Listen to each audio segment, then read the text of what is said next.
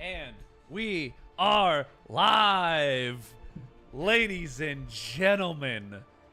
Welcome back.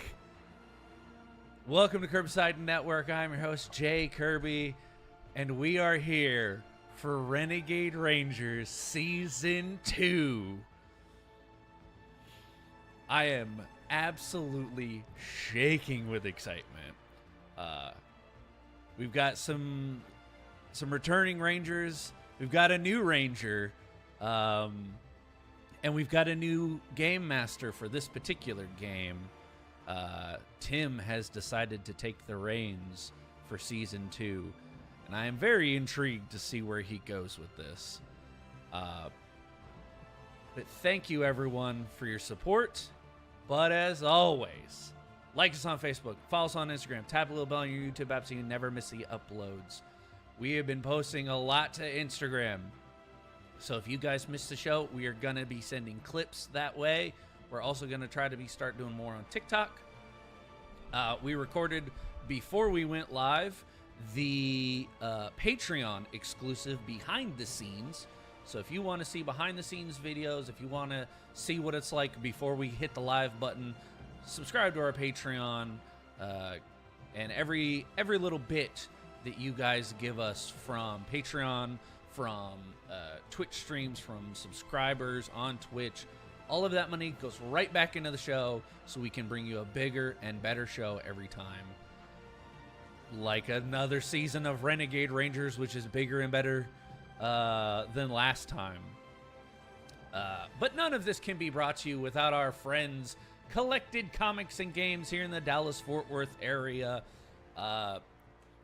What don't they have? They've got comic books, they've got minis, they've got paints, they've got collectibles. They've got everything you're little nerdy. They have dice. Don't get ahead of me, Deacon. Okay? There's someone else more important for dice tonight. But they have everything under the sun that your little nerdy heart needs. They have 2 locations here in the DFW area. So go check them out. That's Collected Comics and Games. And much like my co-host to the left of me has said already, we do, in fact, have a dice sponsor because you can't play a tabletop game without dice. So shout out to ST Way Gaming. Jason and his family are working tirelessly to bring you guys some of the best dice and accessories out there on the market. They literally reached out to me 2 days before we went live and told us how excited they are for Season 2. So shout out to them. We couldn't do it without them. And then, of course, none of this can be provided to you without, money, because, that's the way the world works. And what is the place where money's made? Merchandising, where the real money's made. Ladies and gentlemen, check out our merch team, Peach City Inc. They have 100% pre-washed, pre-shrunk, exclusive designs. Reese over there in the corner is rocking their House Love t-shirt. They're one of the best t-shirts out there. They have so much good art. They have done partnerships with Austin St. John, the OG Red Ranger, with Wild Force Yellow, with Campbell Cooley who's voiced multiple villains, Dan Southworth, who's the Quantum Red Ranger. They've got their hands in a lot of Ranger business, so they are perfect for a stream like this. And a little shameless self-plug here, they will also be with us tomorrow at Texoma Comic-Con in Durant, Oklahoma. Myself and Cody will be there doing interviews and doing press. Peach City Inc.'s going to be in the house. And the OG Red Ranger, Austin St. John, will be there as a special guest. So if you're a big Ranger fan and you're in the DFW, Texoma area, go check it out. It's going to be a blast. And now, Tim, I'm going to have to delay you for about 45 seconds as I show us our new intro video. Brought to you by our friend Brian Price, our art director. This thing is amazing. Please enjoy.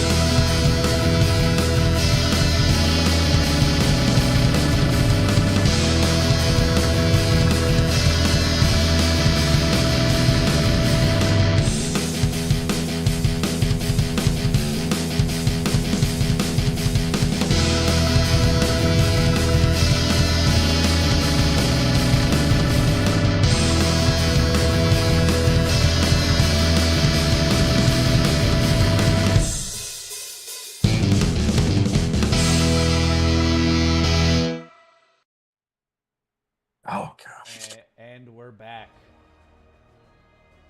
Tim, the floor is yours.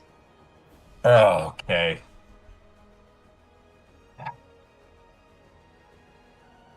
For those of you who are with us in season one, welcome back. For those of you who are joining us for the first time, welcome.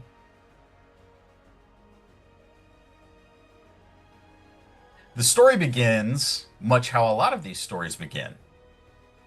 6 teens with attitude are chosen by an interdimensional being in a time tube, and they are bestowed with superpowers based off of dinosaurs in an effort to stop an evil empress from taking over the Earth.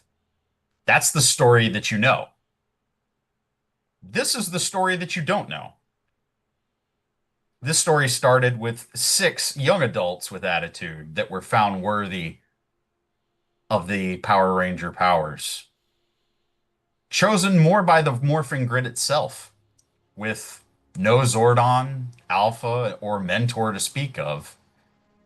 They kind of had to stumble and find their footing as superheroes on their own, and having nothing but each other to rely on. Scotty, Stevie, Deacon, Sky, Marcel, and Troy were the next generation of Power Rangers. That story culminated in a showdown with Ivan Ooze. And shortly after his destruction, the Rangers returned to Angel Grove University. Life returned to normal for a time. The 6 Rangers enjoyed the typical lives of being a Power Ranger. There was school, there were bullies, and there were monsters every week. But the stability of this life was not to last. The team kind of used its own recognition of the Power Ranger show to kind of go off of their own lives. And they started noticing that things were off. Enemies and monsters from different times, different seasons of the show started appearing. Everything seemed out of order, chaotic.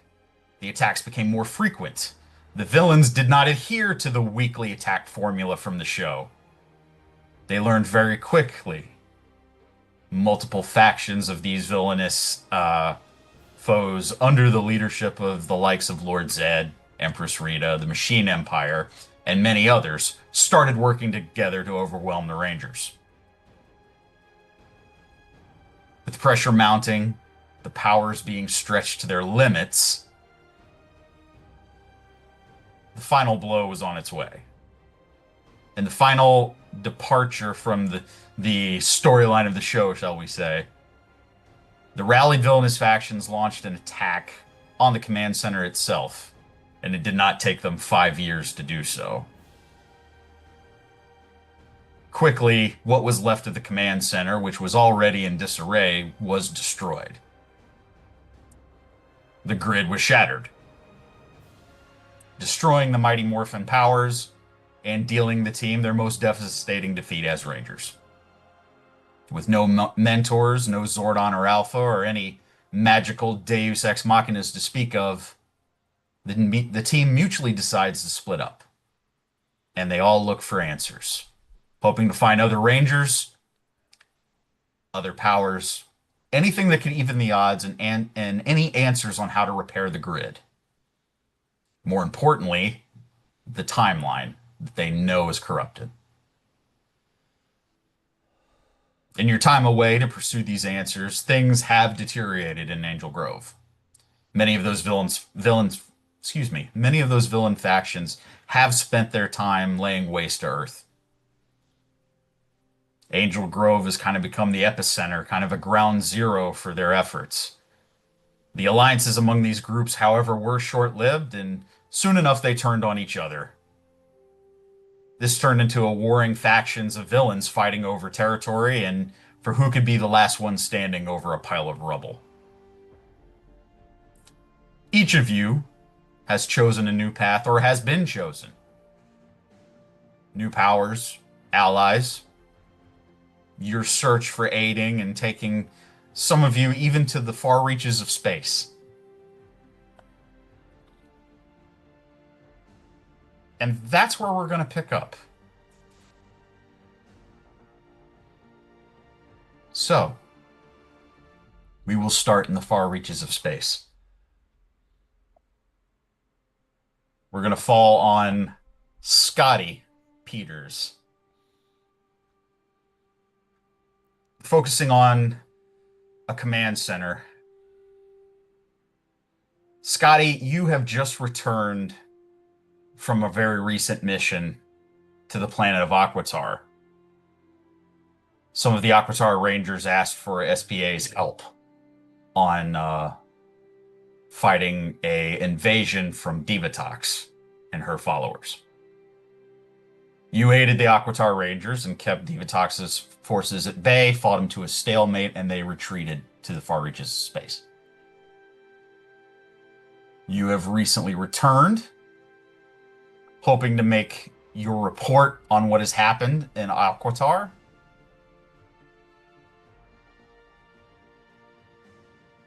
You even were put into a leadership role as it pertained to the Aquitar Rangers because the white Aquitar Ranger had been lost many years ago. She fell in battle.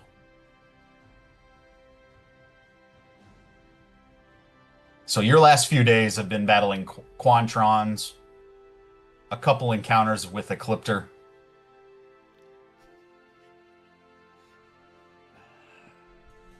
But no definitive blow was struck. You've been informed by SBA, as you return, of a security breach that happened during your absence. The most that you know now is that an intruder broke in undetected, knocked out a few of the cadets that were on watch, and left with something extremely valuable. You haven't been told what it was, or who this infiltrator was. But you know it's of something important. And now, on your personal communicator, you've been given a message and you've been summoned by Chief Anubis Kruger to go to a briefing. You assume this is about your mission, but also maybe to shed a little more light on your situation as far as what it has happened in your absence. And that's where we're going to pick up. You are in your quarters, Scotty. Yep. And if you would, present your character. Yeah. And the floor is now yours. As some of you can see from the artwork, Scotty is a fairly young gentleman, red hair. It is currently in the process of being slicked back for his more, formal, almost borderline military police-esque look. You know, he has to be in a certain way in uniform. Can't have bedhead. He has not donned his vest yet, as he's just kind of looking at himself in the mirror. Great. I'm off world for weeks. Come back immediately. Have to get called into Kruger's office. All right. We got this. As he adjusts himself, he's gained a little bit of size from season 1. He's still relatively slim, but he's gotten less trimmed for his football season and more muscular from the constant fighting and the constant training. As he adjusts his vest, zips it up and adjusts his SPA nameplate. It's a gold bar across and then his name, Peters, directly underneath it. Finishes combing his hair. All right, let's see what Kruger wants. As he turns off the radio in his quarters as he is listening to his favorite band, Kiss. It was, in fact, one of his favorite songs. Shouted Out Loud was playing at a calming 200 decibels, just blowing out, the speakers in someone else's room. God, I love that song. For your your shameful plug of Kiss, you can go ahead and take a D6 inspiration because Yeah. you knew who your GM was. Hey, that's Scotty's favorite band, man. He can go Uh-huh. all day talking about Kiss. Uh-huh. Sure. Um, but Wonder what that's like. as he turns the music off, he all right, let's go see what Kruger wants. He steps out into the hallway, and almost immediately, like, two cadets stop and salute him as Scotty has been promoted to lieutenant in SPA, and he's just carry on, just out of the way, please. Of the two cadets, you see that one of them has like a bandage wrapped around like his head. This is actually the taller one of the two, and you have ran into this cadet on several occasions. You're on first name basis with him. His name is Sky. I see what you did there. Scotty's probably a couple inches taller than him. He's pretty tall as in general. He's about 6'2", 6'3", but then he's also wearing his uniform boots, so he just gives him that much more as he kind of like stands over Sky and is like, "Hey, bud, yeah, look like you were part of that break-in. How's your head?" You see as he kind of tenses up a little bit and kind of then relaxes because clearly a nerve has been touched. Um, we've recovered. There's a bit of a clenching of his jaw and a tightness to him. Uh, Go ahead and I'm gonna say for this, go ahead and give me an alertness check. Hey, I'm really good at that actually. First roll of the game. First roll of the game because I have edge on alertness. And D4 is 13. 13, good enough, yeah. You notice that Sky is wearing the recent failure on his sleeve. There's, like I said, tight jawed. He hasn't clenched in about 5 years. It's he hasn't unclenched in about 5 years, and yeah, there's a tightness to him. Without saying much, Scotty just puts a hand on his shoulder. I'm going to figure out who did this, and we're going to take care of it. You make sure you get yourself taken care of. Make sure whatever Doc told you in the med bay that you do on your daily basis, and make sure that you're in tip-top shape. Thanks, Scotty. Sir. Don't worry about it. And Scotty will continue down the corridor towards Kruger's office. I'll tell you, as you're walking away, he kind of calls back to you as you're walking away. I never got a good look at him. Don't worry. I Whoever will. whoever it was, they sneaked up on us. Thanks for the heads up.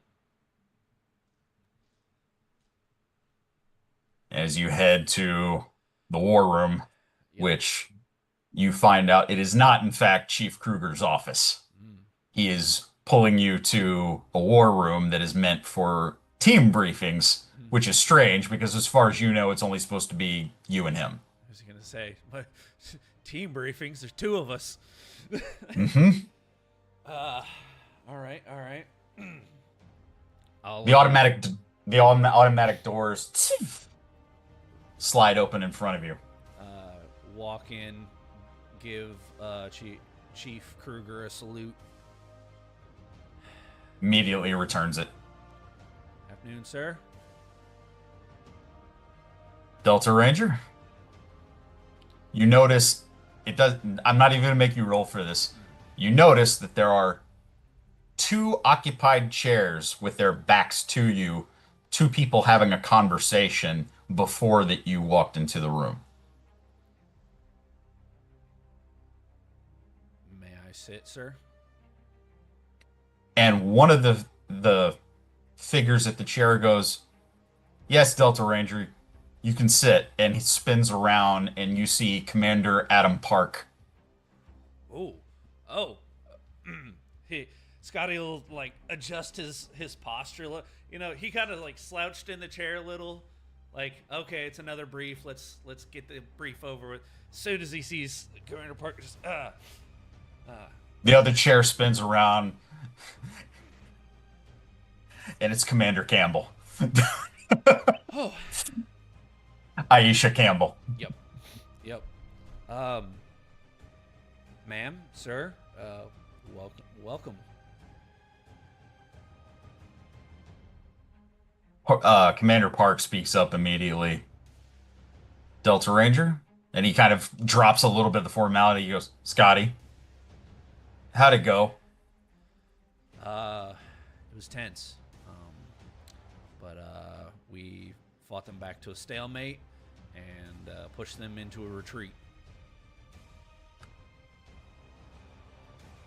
By the way, I believe I misspoke earlier, which I'm going to correct now. I think I said Divatox, and I apologize. I meant to say Astromina, and Okay. I just You did say Divatox. I apologize. Astronema. I can't even get it right when I have the notes sitting in front of me sometimes. How Sorry. dare you, sir? He'll just kind of adjust. He goes, Astrono's forces were very aggressive in their attacks, but Aquitar has good defenses. It's a strange planet with a lot of water, so it helped keep those robots at bay. And I think I got a couple shots in on Ecliptor. He wasn't too happy about it.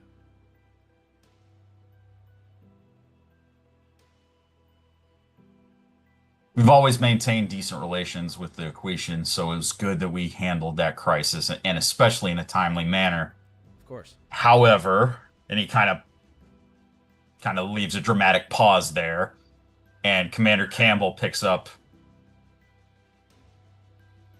"It's what happened in your absence which concerns us.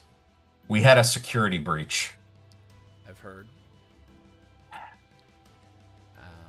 Any casualties? I saw some of the collateral damage, but I wasn't briefed on anything more than that. There's a bit of a quiet uneasiness before they start. And Commander Campbell proceeds to go into the security breach that happened in your absence. Someone broke into the containment area. They stole some items. 6 data cards to be exact.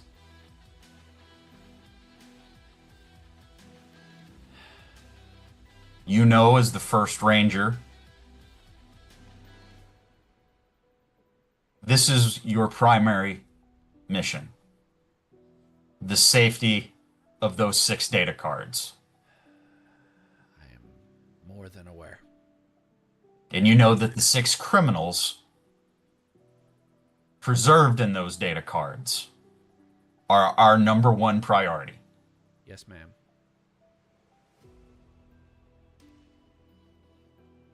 We need to send you after whoever stole these and bring those cards back.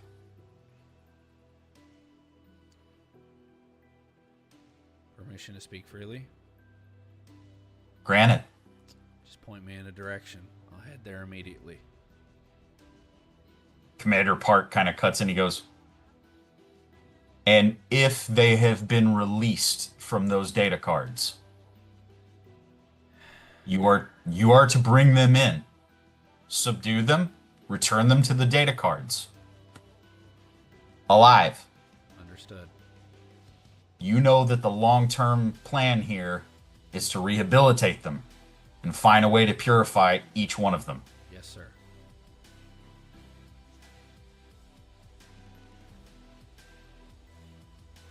There's a moment of silence, and then Chief Kruger speaks up, and "Commanders, I blame myself. I'm the one that sent him on the mission to Aquitar. The cards never would have been stolen if I hadn't sent him.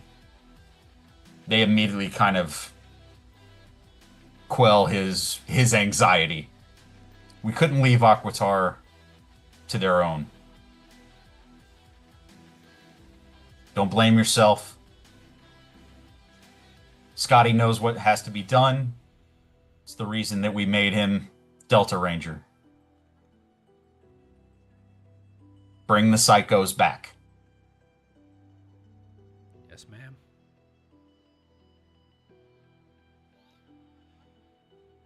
You're dismissed. Stands up, salutes, and walks out. And as soon as he gets like outside the door and takes the left towards his room, he just back against the wall, just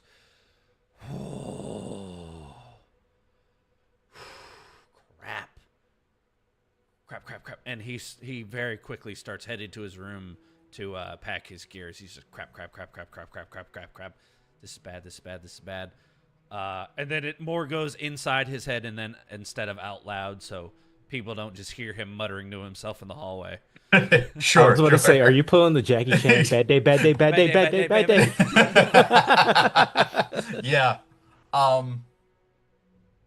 While you're packing, one of the computer screens in your quarters flickers to life. An instant transmission pops up and immediately opens, and it is dossier information for each Psycho Ranger for each keycard. Yep. This is the GM asking Cam now. Do you have that info? I still have that Do I info. need- Yes. You still have the info? Yes. Do I? Okay. I was just asking if I needed to send it to you again. I should have it saved. I'm pretty sure I have it pinned in a message so that I can. Yep, I have it pinned so I can have access to it pronto. Okay.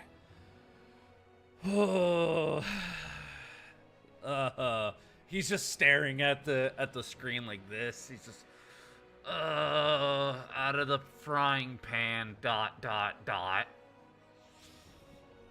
And with that, the camera's going to cut and we're going to pan to one of our other Rangers.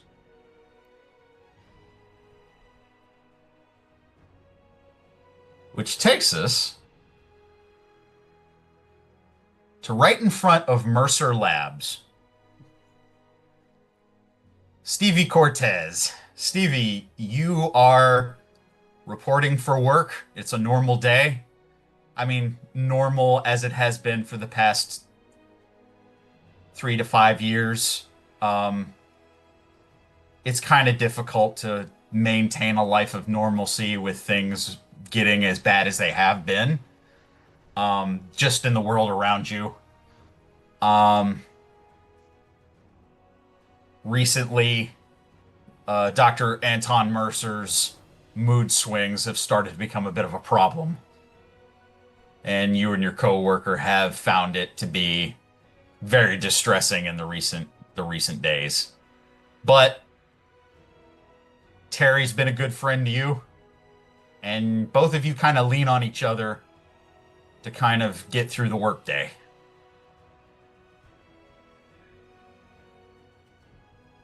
So as she is, I assume they have a shared office. You do. And you do have a shared office with Terry, and both of you have been put on an experiment of basically cleaning dinosaur fossils for Dr. Mercer for an expose that's upcoming. Oh yeah. To which Stevie takes great zeal in doing this. As they are working in their office, when she walks by her desk, there is a picture of all of her friends next to a picture of her family. And in the middle of both of those is an orb-like object that is sitting on a pedestal. And she takes a moment to just kind of talk to the pictures and she's just hoping that everyone is okay and everyone is safe and that she's going to do whatever it takes to do her part. And she puts on like her gloves, protective gear, and whatnot, and she just bounces over. Morning, Terry. You see as Terry is already kind of clocked in early, is already hard at work on the very fine cleaning of this dinosaur fossil that is one of the newer finds for the lab. Um, Basically, you see this. I mean, he's roughly 6'1", longer hair that's kind of parted in the middle. It's kind of like that early 2000s uh uh like Guy Okay. Pixie cut that's kind of parted in the middle. Mm-hmm. And you see as he's already like gloved up and suited up for work, and you just see that these eye protection that he's wearing are just making his eyes look 4 times bigger than what they really are. And you just see as he looks up and he goes, "Hey, Stevie, uh, tread lightly. He's in one of his moods today."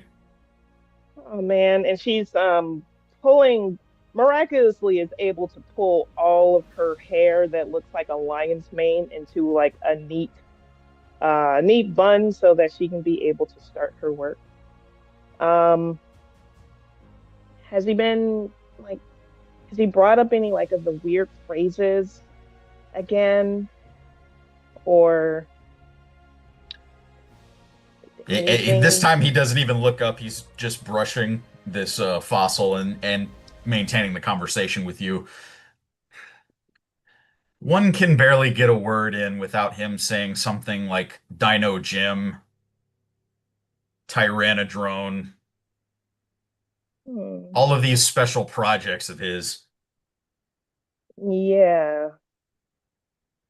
I wonder what and she starts working as well. Does he have another team that's on that one or 'cause You I see haven't heard his, anything. yeah, you see his, Terry kind of looks at you and kind of looks around to make sure nobody else is in earshot, and he goes back to work. And I'm convinced there is another lab, just don't know where. Hmm. The amount of A guy work that like that he claims is happening, it's more than what we're doing here. you think with a guy like that, it'd be kind of easy, or actually no, he can easily cover his tracks, which makes things even harder. Hmm. Have But you tried to do a little following on him? when I can, he stays to his office, he keeps the shutters closed, the doors locked. If we were gonna try to figure out what he's up to, we're gonna have to sneak in there and go through his personal records to know for sure. And he's been Hmm. acting suspicious for the past few months. Okay. How about you keep an eye when he leaves, and then I'll go in. Anyone asks any questions, just one of his assistants helping out. Shouldn't be too weird.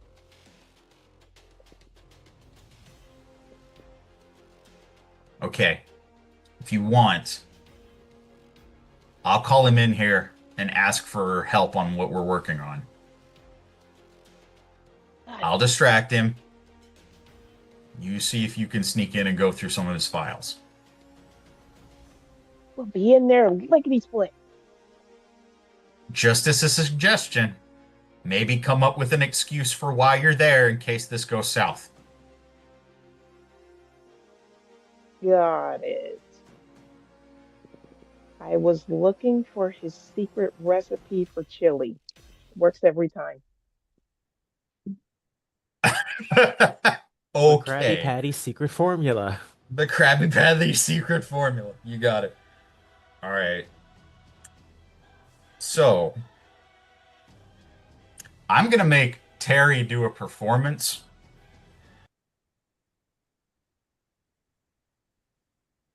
You are definitely see how am I? Yeah, this is going to be an infiltration role. That's cool. And Uh, given that we talked about some rules regarding yes. infiltration, because I don't have any stats in that one. One plus. I get that. Okay. I'm not surprised. Yeah. So this is going to be three rolls. Stevie made one, I made another, and I need one of the other party members to volunteer to roll a d20 for me, a straight d20 roll. Lana. Lana? Okay. Do it.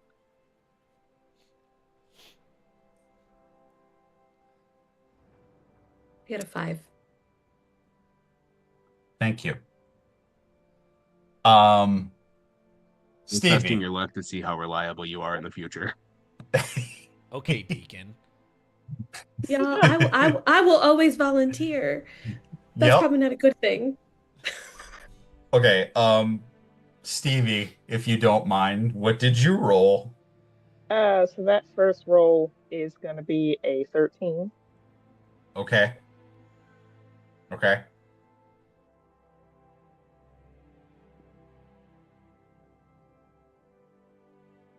Okay. Didn't know this was going to happen so quick. Cool. Um, Oh no. Stevie, Uh-oh. here's what happens. Terry immediately kind of goes to the door to Dr. Mercer's office and does a gentle knock. There's a very abrasive, "Who is it? What?" And Terry kind of pokes his head in. "Sir, we could really use your assistance on some of this that we're working on." And he's like, "Fine, fine. One moment." Not a moment that goes by. Dr. Mercer comes out of his office and starts heading to where Terry's workstation is. Or what? Well, what do you need help with? I literally just asked you to clean this. Did you do a sponge? What did you use, Terry? And Terry's kind of like, sir, and he has Dr. Mercer distracted for the time. To which Stevie slips in. Okay, you slip into Dr. Mercer's office. You immediately see it's fairly simple setup. You do see like a glove bag off to the right, which sometimes Dr. Mercer will take a really important fossil piece or something that he personally wants to work on. It's rare, but he has this huge glove bag container in case he does want to use it.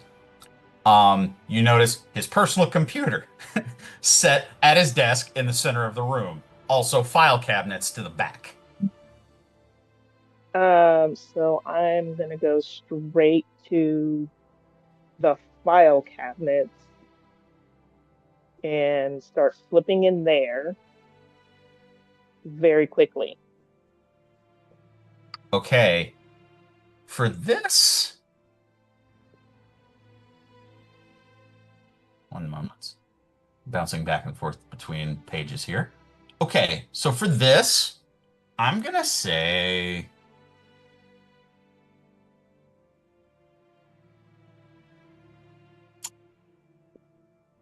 hmm.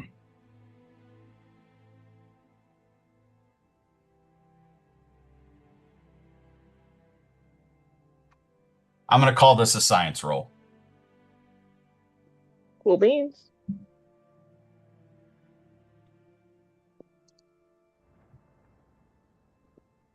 Come on, roll together. Cool beans. That is going to be a 15. 15, not bad. So you kind of quickly flip through a lot of his files. Luckily, there is a coordinated system of organization here, Oh, yeah, and I can count on Dr. Mercer to make sure everything is so neat. it is alphabetical. So you just Use it immediately against them. start. I'm going to ask you, what are you looking for? Is there a certain word that you've overheard, a certain project that you've overheard that you're trying to look for? Yes, because otherwise, she's just gonna look for secret, and that's probably not gonna be helpful. It's an S. Secret files are an Fi- S. File that says "Do not open." Yes. I'm serious. Don't open this. Access code is access code. Um, But we're gonna look for D, maybe for Dino Gem. okay. I was gonna say it sounds like you're about to get rickrolled if you go down the other path. You do find, in fact, a lot of information on what Dr. Mercer has been studying on dino gems, specifically the ones that he knows exist. For a fact, this is the obvious one. He knows that the yellow one exists, and ever since it bonded with you in that accident in the lab, he has not been very kind to you. Right. However, Um, there is a few others that he knows exist. He claims that he knows that a red and a blue dino gem exist. And the files, he claims that they're in his possession. What you do find a little bit of secret, but it was in the dino gem folder. You found out that there is, in fact, one that he believes exists and has not been uncovered yet. He believes that there's an existence of a green dino gem. He hmm. knows, and in each of those files, he knows that with each dino gem, they have adverse or in some cases, positive effects on whoever is bonded to them, usually giving them some type of enhanced ability. Yep. In your case, you have already been acquainted with this. In your case, it was a sonic scream. Hmm. Got to keep that excitement down.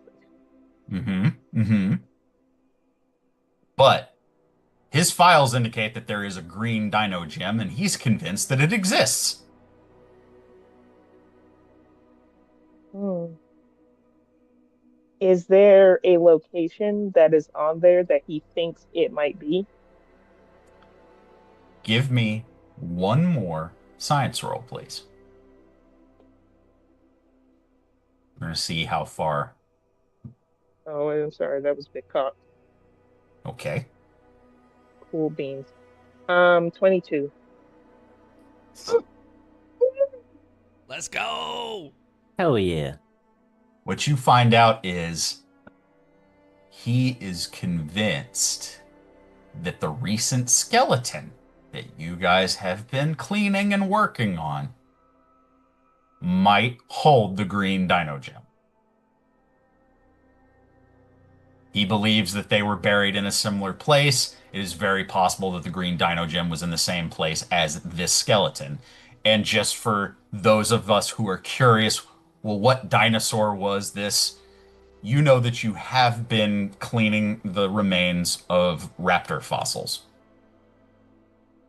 Ooh. Hmm. Okay.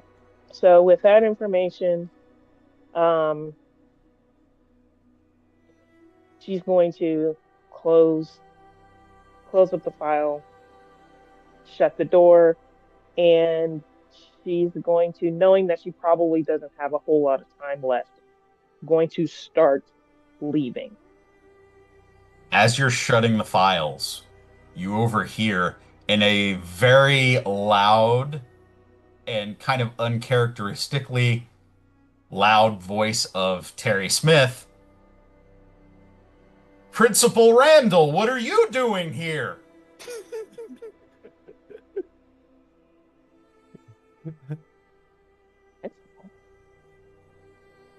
So she's Nice going weather. to start turning so that she can leave. As you go, I'm going to ask you to give me another infiltration check. Oh boy. Hooray! 15. Ooh. Uh-oh. What was that? Ooh. What was that ooh for, I say, huh? ooh. I thought that 15s are See, usually now pretty good. about to say, Uh-huh. I Wait a was minute. like, Wait a way to minute. throw a wrench. Oh, hold on So a second. as you crack open the door, as you're leaving, you note that Mercer is right there with Terry, and he's kind of browbeating Terry for the typical. And at that, you notice as their attention is taken away towards the door to the labs, and a fairly attractive woman, kind of naturally skinned, dark hair, kind of pulled up into a bun in a business suit, walks in. It is Principal Randall from Reefside High. Yeah, Stevie would probably recognize her from like a not a career day, but just field trip in the museum. Yeah. That's weird. I'm sorry. What hell is this where we're in the apocalypse and there's still high school? Still an That's apocalypse. how you know you're in hell. That's how you know. America. I was about to say, in the real world, kids are Oh. unfortunately Shots fired. Have still have to twice go to as school. much homework. How? We Womp, lived through an womp, apocalypse womp. and still had to go to work. What are you talking about? Sir, we've lived through like 5 apocalypses in our lifetime. And I And a- still and a had to go plague. to work. I feel old. Yeah. So, Stevie, you are gently trying to stealth your way out of the room. Oh yeah. Tippy toe, tippy toe. Don't be Okay. suspicious. Yeah, probably gonna do something silly like Don't be suspicious. Don't Don't be be open the suspicious. door, Don't be and suspicious. she's gonna Don't crouch be suspicious. down suspicious. and like go really low on the floor and then like close it very. Right at that, with your back turned and gently closing the door, you hear the voice of Dr. Mercer behind you. Miss Cortez. Morning, doctor. Can I help you? I was just looking for you. Roll Um, a roll a deception check. hold on, I think I have something for this. Yes, I do. Tell him you were looking for the penny you lost. Roll you. Ah, yes, beautiful. And I gotta flip this thing. Coolest beans. It's gonna be a natural 20, Let's for a total go. of 22. He rolled a 6.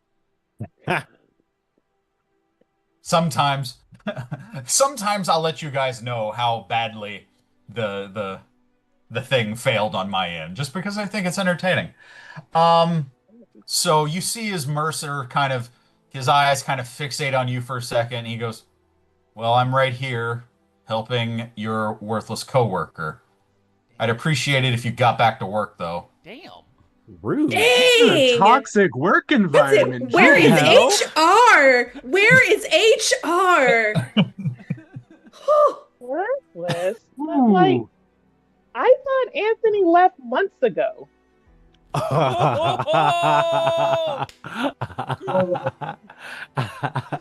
I don't know who this Anthony is, but he sounds terrible.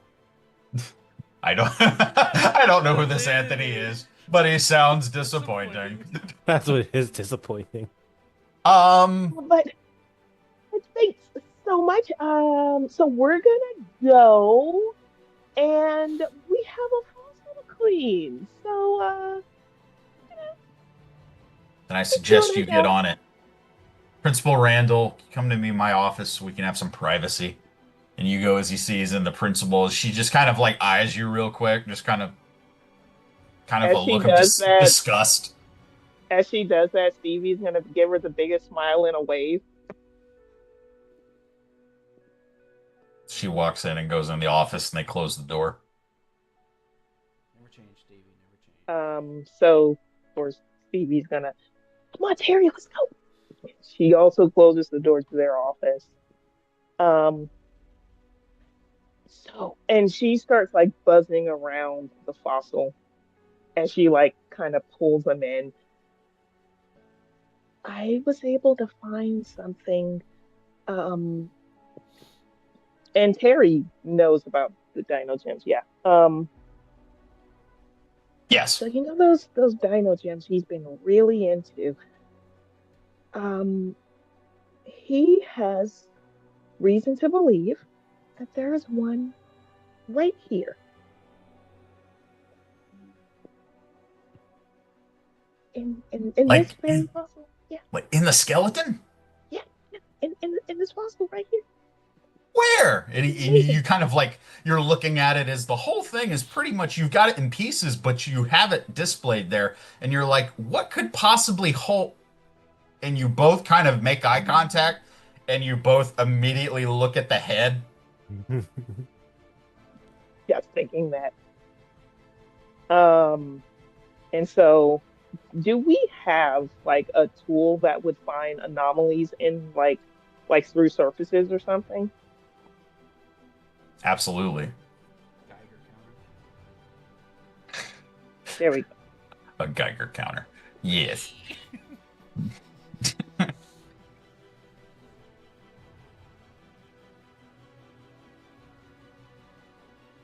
Um, I'm gonna, if you're gonna use some type of tool like that to try to locate the Dino Gem, I'm gonna make this a technology roll. Cool beans.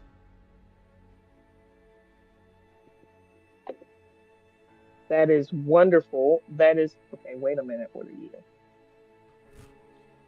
Okay, so that's going to be a 21.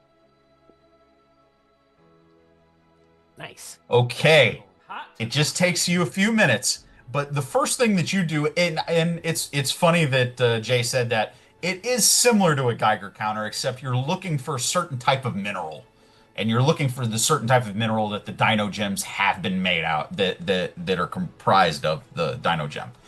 Mm-hmm. You immediately, as you're, it's almost like a wand. It almost looks like a wand with a cord that comes off to the like a handle and a small dial like a almost a lunchbox size. And as you go, it immediately pegs when you get near the mouth of the head. Um, so to which she's going to signal that over to Terry, and I assume they're going to go immediately start working on, like again, slowly chipping away. And as she says, as they're working, she's going to communicate, when we find this, we gotta hide it somewhere. Um, he cannot find this. Um, do we like have a lead box or something that can be put in? Yeah, there's plenty of like what would look similar to like a Halliburton case, but it's definitely like encased in lead and definitely for the protection of very special fossils or very delicate ones. Like we gotta make sure that we make this harder than your average Easter egg hunt. As they continue to get the gem from the mouth of the raptor. It takes roughly about 20 to 30 minutes, but eventually you clear away a lot of the debris that was holding the mouth shut. And Terry uses like this very fine like a separator, almost like a clamp to hold the jaw open. And that's when you both see it. There's a bright green light coming from the back of the mouth, and where there would normally be a tooth, in the recess of the tooth is a green gem. Can't believe it. And she's gonna run and grab said container, um, so that they can contain it. He was right. And he cannot know he was right. Well, he's already tough to deal with. We certainly don't want him to know that. Also, is the principal still there? Like, have we heard Um, like leaving? I'll say that in the time that you've been working, you guys definitely heard her leave and the clacking of high heels in a lab. You definitely heard her go and leave. Weird that the principal of a high school would be here. Of all people, you know? Terry is, while he's still kind of working and cleaning up, he's kind of like, well, nothing about this seems normal to me. It, it's not, but of all the things that could be not normal, that's one of the things that just, there's just an additional red flag. Or at least yellow. Hmm, I don't know. Maybe she's asking him to like another career day, which is kind of weird that those are still happening.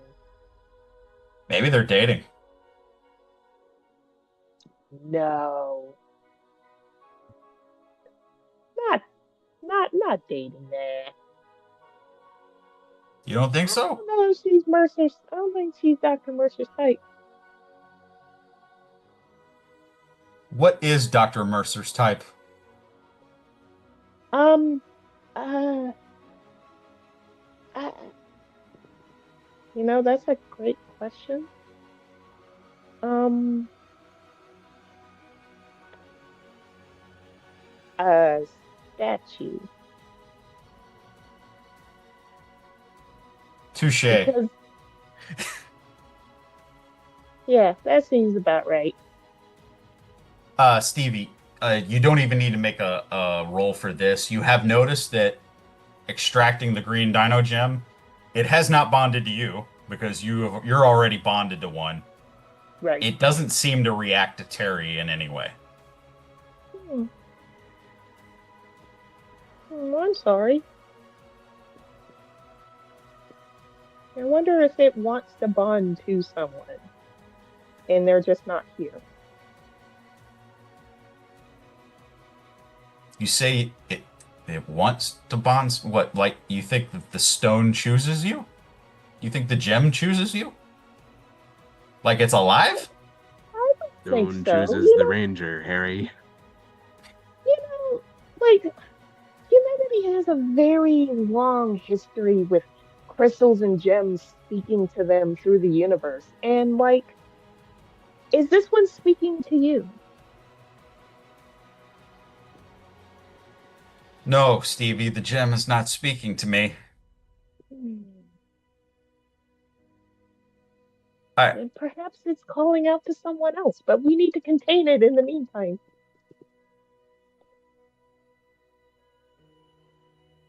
it is with that that we will pan away from Reefside. We now go to Summer Cove.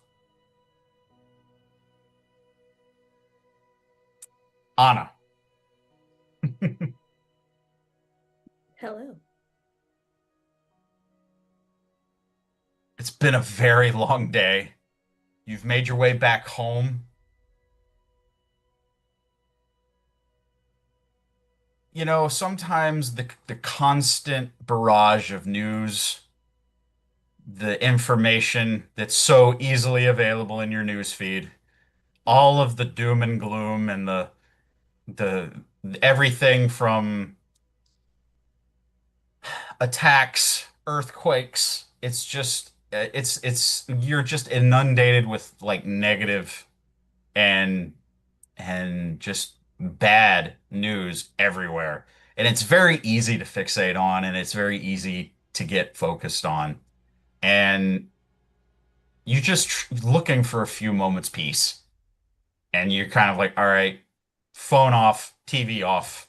I need to shut all of this out. This is not helping me at all. I'm going to ask you in that moment, would you please make an alertness check for me? Yeah.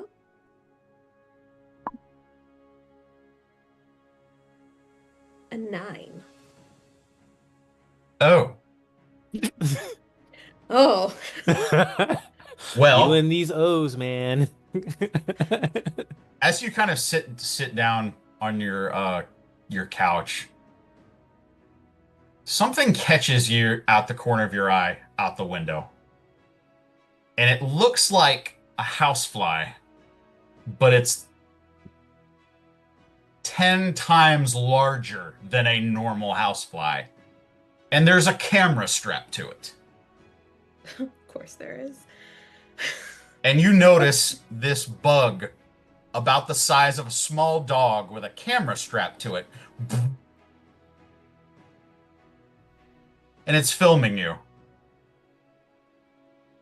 Huh. Immediately on your TV, you see yourself popped up. The live feed of you, and there's narration on it. Coming this fall to Galaxy Warriors is the new hero. Well, she's not doing anything impressive right now, but she's a real warrior. Trust me. It's gonna be amazing. Yeah. Is it? In this stuttering, you see as the visage of this horrible-looking creature immediately takes the place of the live feed of you. And you see an entity that is known as Galvanax. And he introduces himself. I'm choosing you, warrior. I'm choosing you. You're going to be the star of my show. You're going to bring ratings back. Not that we need them. We have the most awesome show of all time, but I'm saying that you're definitely going to save me. I mean, no, I'm just saying that you've been chosen for this elite show. You're going to fight for the entertainment of others. Earthlings are into that, right? Not this one, but okay. I'm just saying, listen, and you see as he steps a little further into the camera, and he's like, listen, I really need help. This show is about to go belly up, okay?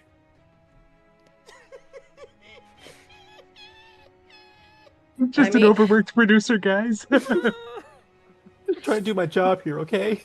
Listen, I know people who know people. I know that you're one of the last remaining Rangers in the galaxy. I'm just saying, you could save me. Listen, I'll pay you whatever you want. It's not about the payment. Saving. Well, I mean, you hit my Achilles heel there. So I'm mildly interested. Let's hear more. Listen, I'm saying I have gathered the most impressive warriors throughout the galaxy who said yes to my proposal. And they are going to fight for the entertainment of everyone. That's like the spiel of the show. Don't worry, this isn't live going out. This is just you and me. I don't know if I explained that. This is just you and me. It's a point-to-point thing. And this is my pitch, okay? And I really do need ratings. We're getting ready to be canceled, and the people I work for, when you get canceled, you get... Well, when lives are in danger, how can I say no at that point? You've kind of twisted my arm. That is great. That is great. I'm sorry. I'm sorry. I couldn't help it. I wasn't ready, Dex. I'm trying to keep it together. Yeah. All right. You see, is this MC? Then we'll be in touch. I promise. Because I'm always filming my up-and-coming stars. Or, in this case, star, because it's only you. But, yes. You could save my hide. This would absolutely work. Now, trust me. You're not in any real danger. I'm just gonna send monsters at you from time to time. And all you gotta do is take them out. And don't die. That sounds a lot like someone who's trying to cause some danger, but I mean, again, if it's for the greater good of saving some lives, because I don't particularly enjoy losing people. Well, we only lose people if they lose the fight. That's the only time we lose people. Okay. I Literally, it's a one-man show. Nobody's helping me. I'm literally the only person doing anything around here besides the bug cams. Yeah, about that, consent is important. We may need to talk about that. You're right, we do, because I'm gonna send you all the paperwork and forms so you can consent to everything that happens in the show. And that will be delivered to you promptly by a very large bug cam. It's the thing that you saw in the window there for a bit. You guys Okay. have signed a galactic waiver? I just love that Tim made Galvanix more entertaining. Someone When had did Ninja to. Steel became so meta? Bro, Right? bro, this is hilarious. Keep going, please. Yeah, no. So, yeah. Do I have a timeline? Do I have time to look over it? I'm assuming this is going to be a really hefty document. Yes, of course. Listen, it's just a couple pages that you'll have to sign. It's very standard stuff in my industry. I'll be in touch. Ta-ta. Oh, okay. And it goes off. Bro. You hear a very loud thud outside of your door. Okay. So I guess I'm gonna get up. Still trying to process it all because there was a bug camera. I Mhm. was just told I was going to be entertaining. I don't know if anybody has met me. Not exactly the most entertaining, but all right, I'm hoping at least that's either the contract or dinner. So hoping for one or the other. So I'm going to get up off the couch because that's where I took a seat because clearly being addressed directly by my TV is a little strange. So getting up from the couch, walking over to the door and opening it to see what has been delivered.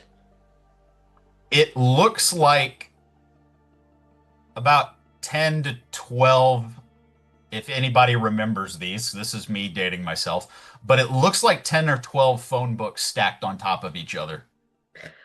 Oh, wow. Very familiar. Well, clearly, uh, hands Term hands Standard legal just documents. Yep. stand flames as flames because just had the world's longest day and now I'm being told that I've got to be entertaining to save a life. One life is equal to all lives at this space and I want to make sure everybody stays alive, and I've got to read all these documents now. Like, I haven't been reading all day, and but I'm going to do it because it's who I am, because I don't Mhm. leave a page unturned without reading every part of it. Because if I'm signing my life away, I need to know what I'm signing up for. You do note that as you start to go for this monstrosity of paperwork that is the terms and services of Galaxy Warriors, um, you note as one of the bug cams comes back and is filming you again, you hear from the bug an audio that's accompanying you being filmed again. He goes, and this is live footage of the signing of our best warrior. This is the signing of our next star. Wait, I haven't She, signed it yet. I right? remember consent. Hello. I didn't Yeah, consent to yeah, yeah, being yeah. filmed That's yet. fine. That's fine. But Fine. yeah. Could you introduce yourself to the audience out there? And this is your opportunity to present Anna what you look like. Yeah. Yeah. Okay.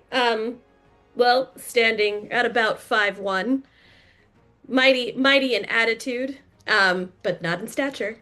Um, Anna Anna goes by the name Anna because her full name is Ana Kauna, and that is named after a female Taino chief. But because most people like to butcher it, Anna K or Anna Cow, Anna is more than enough to be recognized by.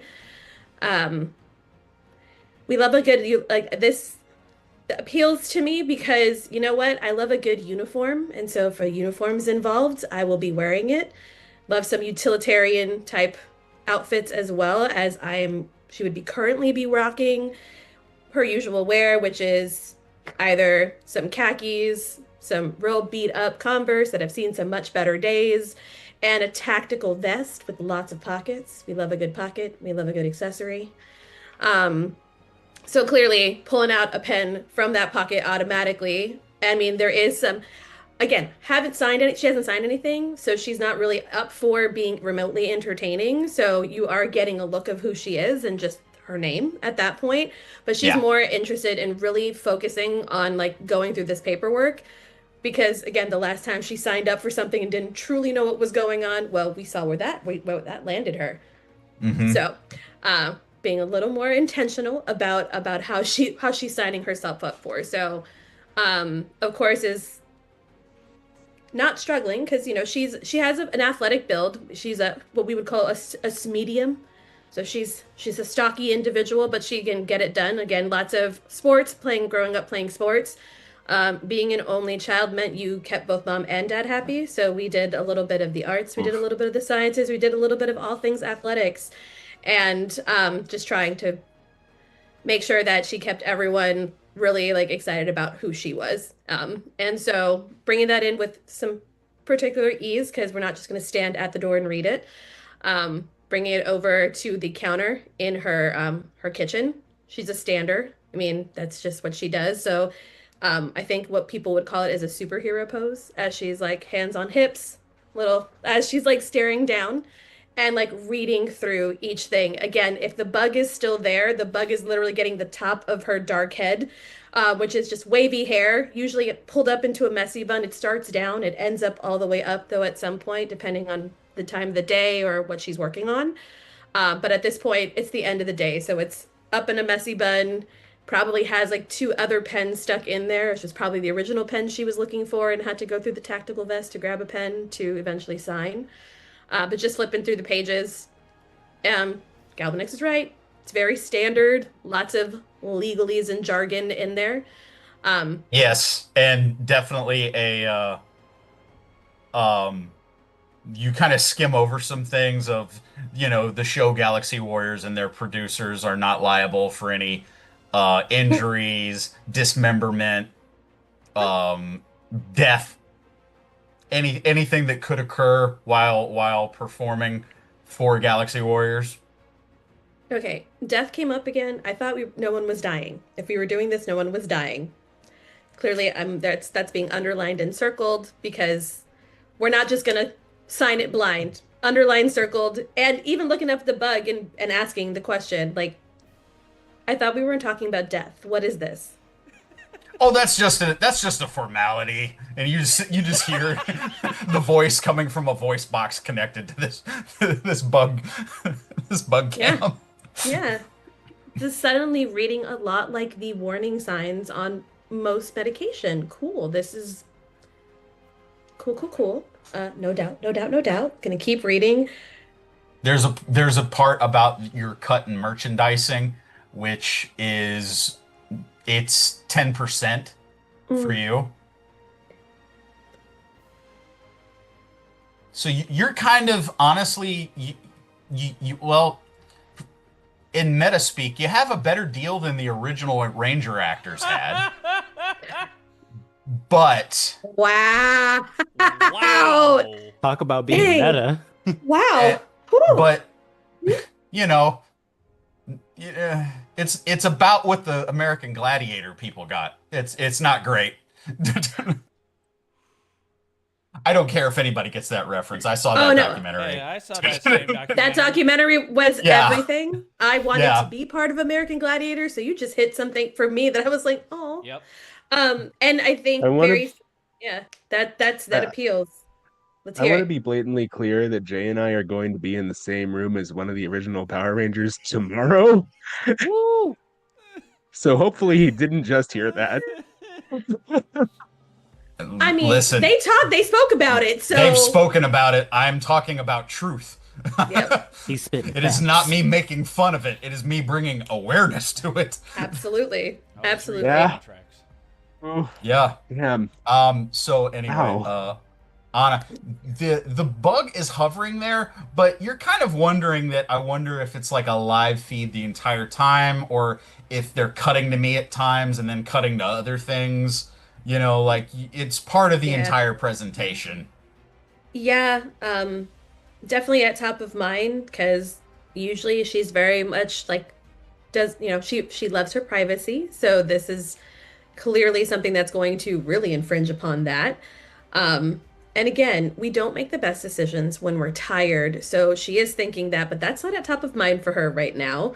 Again, even though being approached the way she is when at the sound or the sight of anyone potentially being in any danger, that there is that little voice inside that says that clearly you were approached for a reason, and she continues to go through each, of course, the document, continue to go to the document, making some little notations around other things that seem pretty wonky, that are just, again, where there's more mentions of like dismemberment and or death again, and all those things that would make someone who maybe just goes through their terms and conditions with a scroll, even pause. But she's even more careful as she's reading line by line.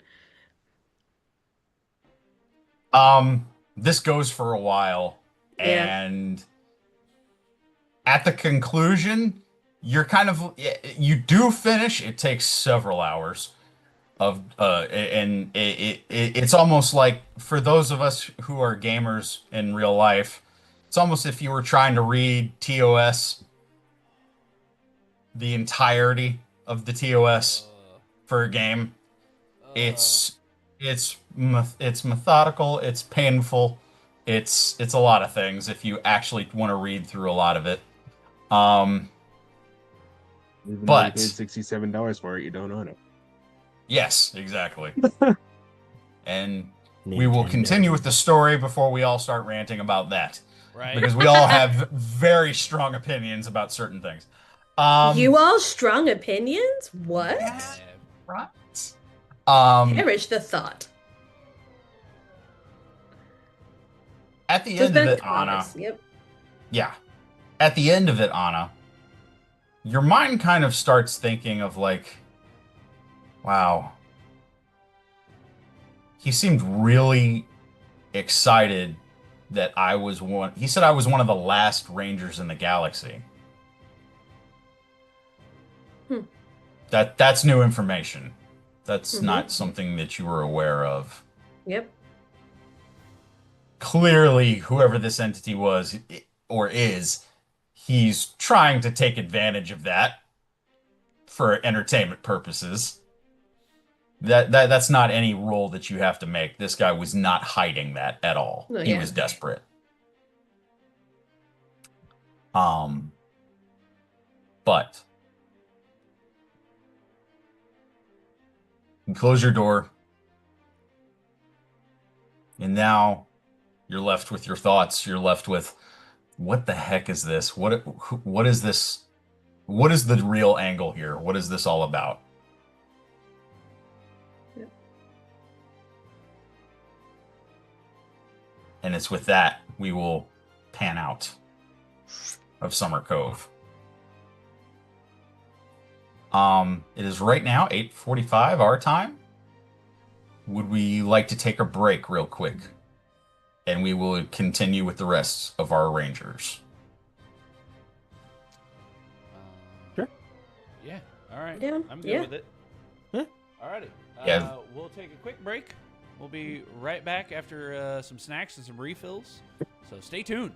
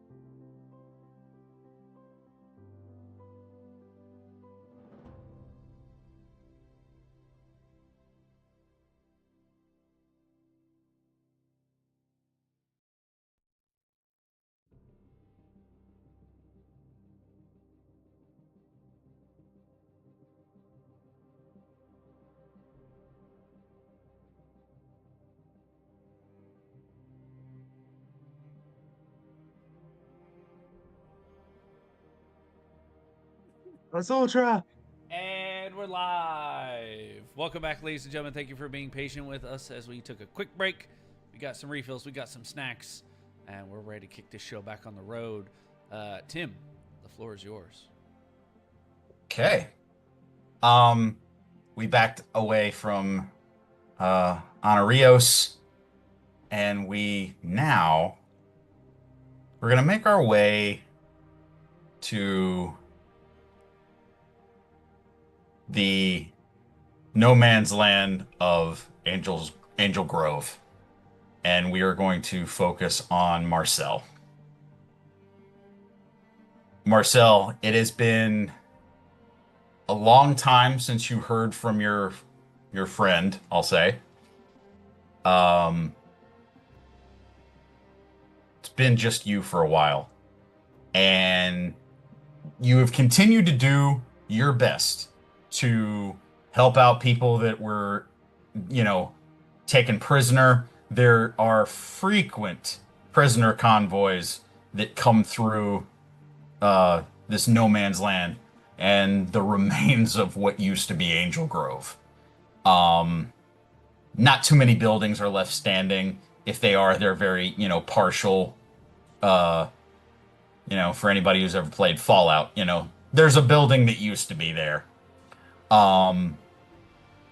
But it is a very common occurrence that you found out with your ally when you travel together. The Machine Empire often has like security details and they're moving human prisoners. Could be an exchange with one of the other villainous factions. You guys haven't been able to find out too much about that. The most that you've been able to do is trying to free those people whenever you come across them. A lot of those people you'll try to escort to safety out of Angel Grove. In several cases, you've been able to direct them to actually the Lightspeed Rescue Rangers, the ones that are still around.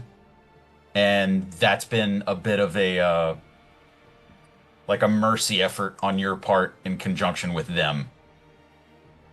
You right now are traveling this dead space, and this is what is known as the House of Vials territory.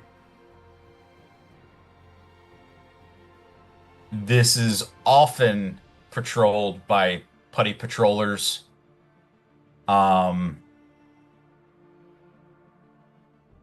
Monsters, and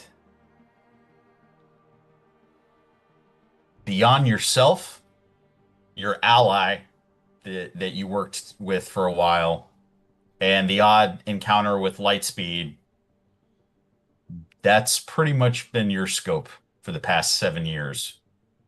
But this is where we're going to pick up. You're in basically the wastelands of Angel Grove. You are currently hiding in what used to be a community center.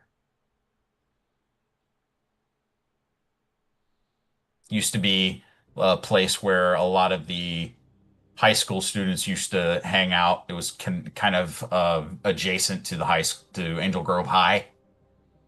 There was like a community center, a gym. There was even a juice bar, Ernie's, that used to be here.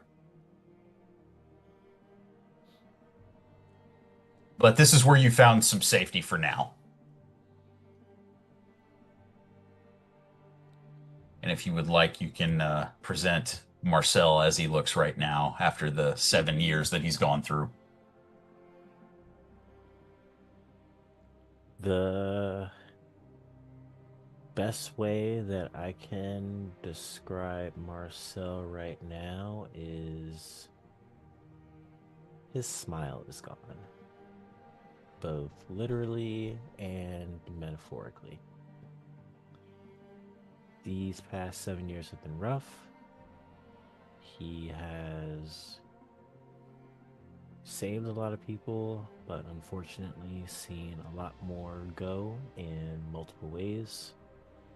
Whether that be them not being alive anymore, being captured, or worse. And I'll just leave that to the imagination. He's been traveling around this wasteland that used to be Angel Grove that a lot of people have started nicknaming Devil Grove because of all the aftermath and monsters and chaos and just everything that's been going on.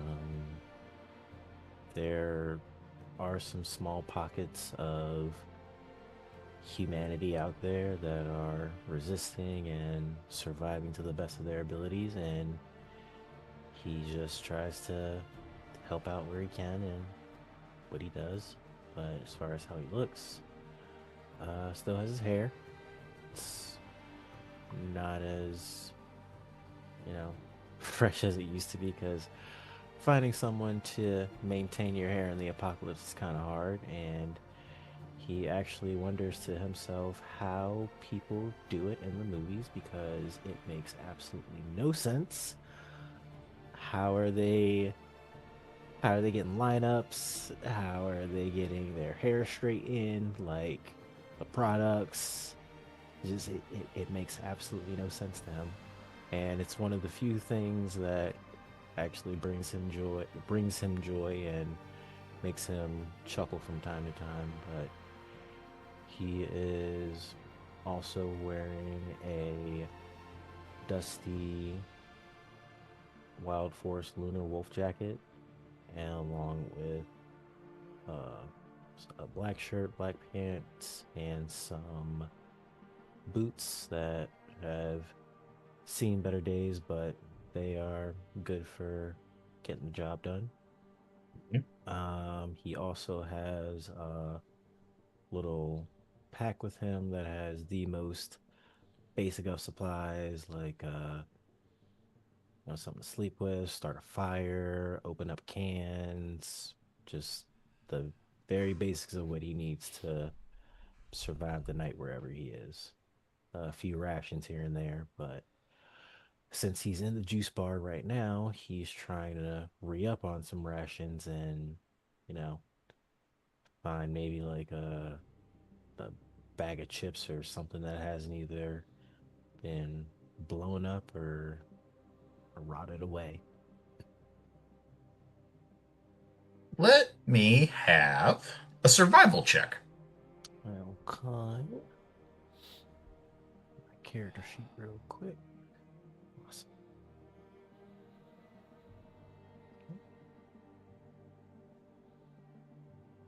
It's gonna be a 14. 14, nice. You do, in fact, find what used to be like an old vending machine that has been long abandoned. The front glass out of it has been busted open, and it's been pillaged over, but you do find a few things in there. You see like a small bag of peanuts, a couple candy bars that have been missed. Okay, awesome. All right, let's see. Looks like it's been pretty picked through, but there are some stuff left. Let's see. The candy bar is called, it's got a silver label and it says Tricks. Okay. I'm with it. Yeah. Those are for kids. I'm kidding. Let's see. We have some Mrs. Peanuts. Got those. Mrs. Peanuts in her stereotypical top hat. You mean her fedora? Oh yeah, the fedora. Yeah. And the boa. Fedora and boa. Yeah. Fedora boa comboa. We need art of this. Ryan, wherever you are, I know you're listening. Get on it. Mrs. Peanuts, that's what we need you to make. And her fedora and boa. He made a bean mugging sticker, so. Mm-hmm. I'm just he's Power talented. Rangers Halloween, guys. Yep. Mrs. Peanut and her fedora I love and it. boa. Hey, what good Power Ranger show didn't have a good Halloween episode? I mean, This is You're very not true. wrong. you don't Um, really think I have the stat block for pumpkin wrapper and I'm not going to use it. Anyway, continue. yes, we have our Mrs. Peanut's gonna stash some of those away. Gonna need my protein. What was the Mm-hmm. candy bar you said?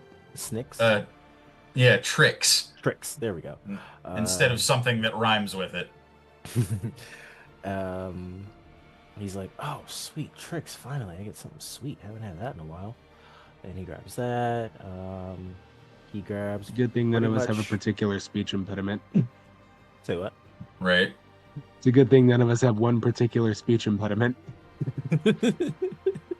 Very true.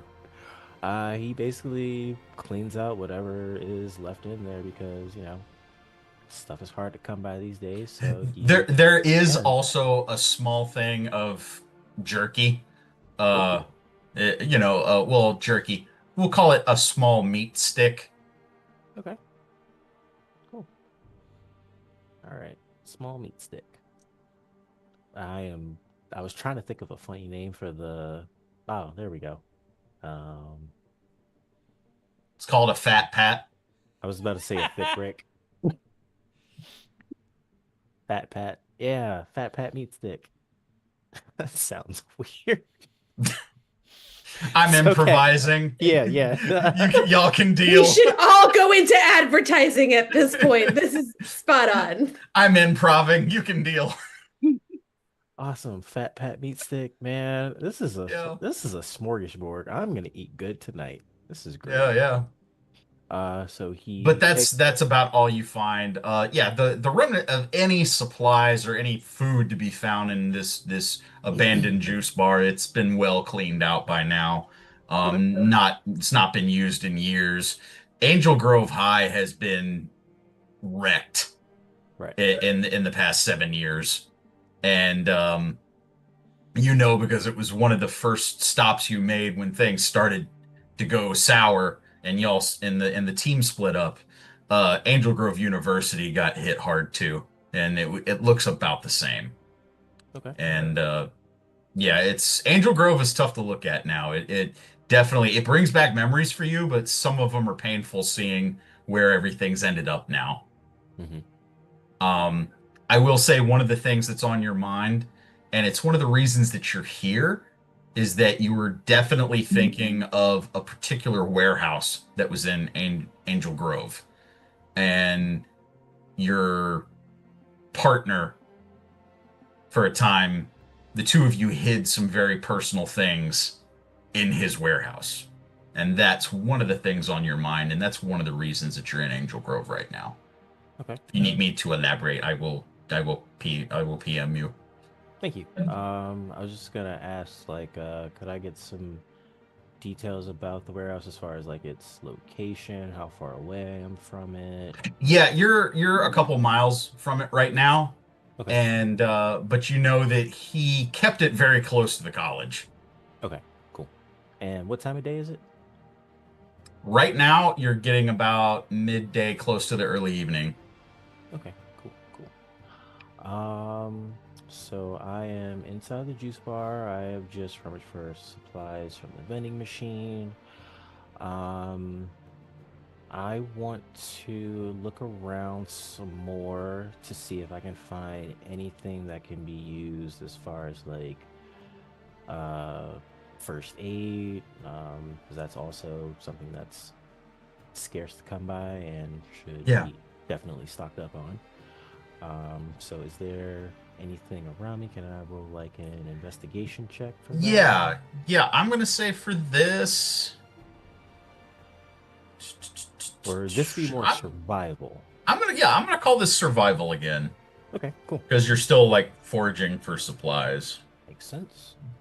I don't know if foraging's the right word to use for that. You're still searching for supplies. Okay.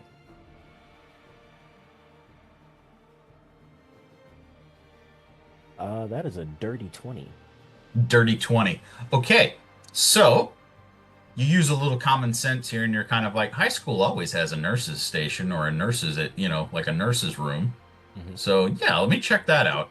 And you go and you do find some old medical supplies that have been left here. Some simple things, basic bandages, antiseptic, um, you know, um, Potrin, Gauze, uh, yeah, some gauze, painkillers. over the counter, Yeah, yeah, like basic very stuff, generic. Gylenol, Badville. Damn, we don't have any relief. I don't know. There's no relief. I want the good I stuff, love how but we're making up brand names instead of just using the medication names. There's a pharmacist bug in our chat who's going to be very disappointed with all of us. or very impressed. I cannot use the official name of much. Let's say we want to make sure we don't get sued. So I will rummage through that, put all that in my pack, and then I will make my way to, I guess, what's the most efficient exit to continue on to where I'm going? I'm gonna at this point, I'm gonna have you make an alertness check for me. Okay, can do.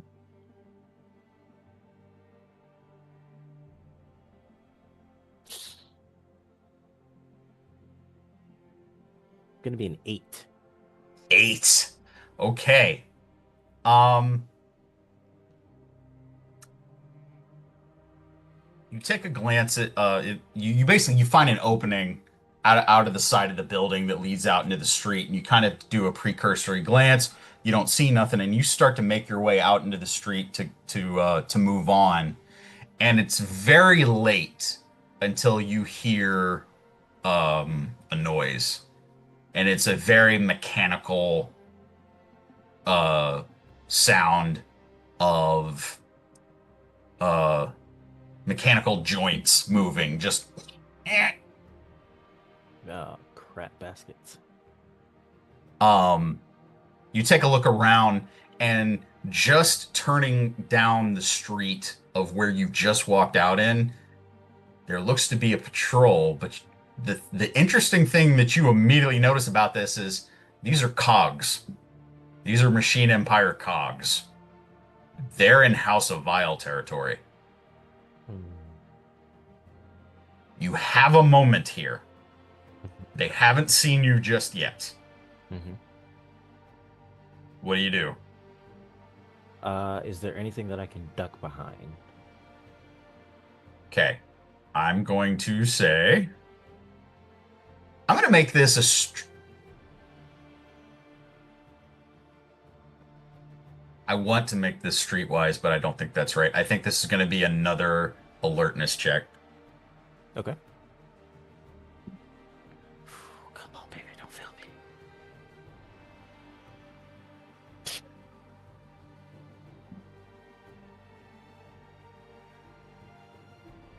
The 6. A 6. Okay. Um, you immediately take a glance around, and you're looking for something. There's a pile of rubble off to the left that you might be able to hide behind. It's really close to the road. The only other thing you see is like an overturned trash can with a lid that's lying on the ground. You might be able to duck into the trash can and hide, but you only have a moment to get there. Because you rolled so low on it, Mm-hmm. I'm gonna say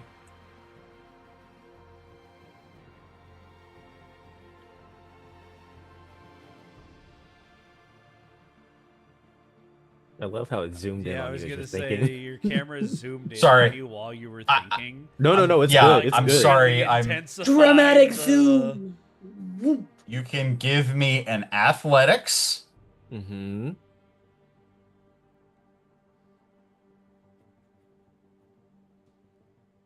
I think it's going to be an athletics check here for you, because you're not. I'm going to say with the low roll, you're Uh-huh. not going to be able to do this stealthily. You Right. you Right. I'm gonna make you're some base. noise. You're going to make some noise. Okay. So you have I'm going to give you a choice on which Mhm. one you want to go. If you want to hide behind the rubble or the trash can, and you're going to make it an athletics roll. Okay. Uh, so the rubble's by the road, right? Yes. Um, hmm.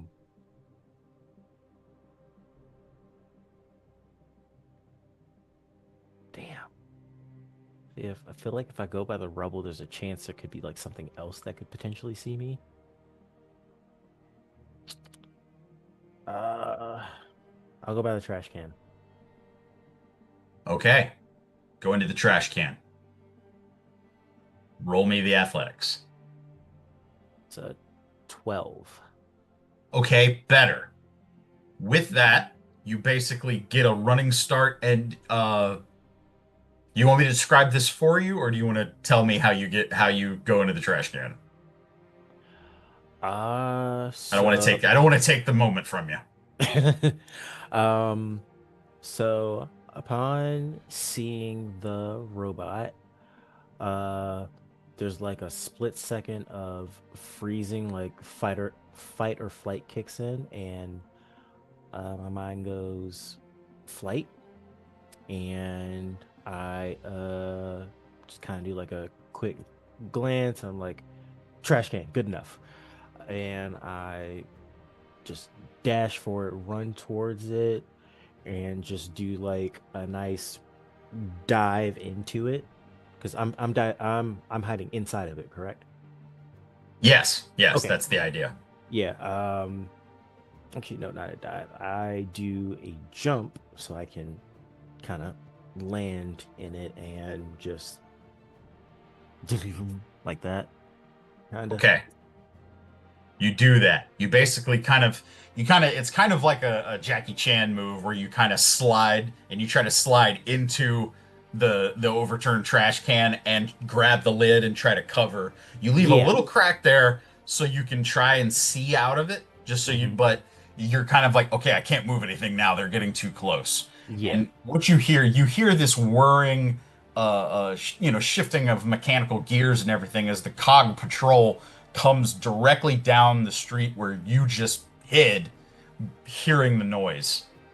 And you know that it's a sizable group. It's about you can't see all of them coming, but you're kind of counting them as they go. You're 8, 10, 12.